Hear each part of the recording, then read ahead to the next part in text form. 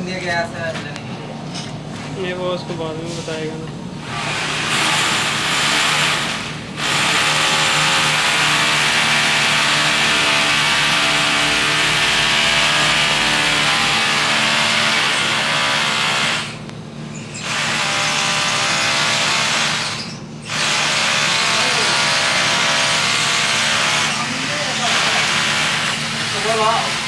ये पार्टी हम लोग बनाया है।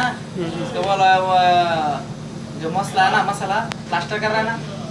हाँ यार भाई ये क्या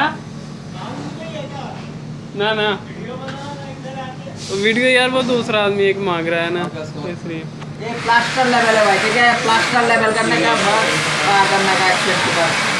अजर भाई ये जब हम लोग बक्सा लगाते हैं ना तो फिर वो 1.5 सेंटी है जो वो प्लस्तर बाहर आता है ना तो बोर्ड से, तो और उसके हिसाब से ये पट्टी बनाई हुई है।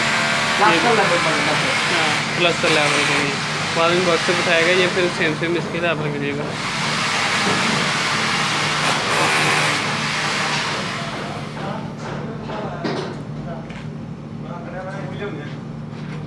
हैदराबाद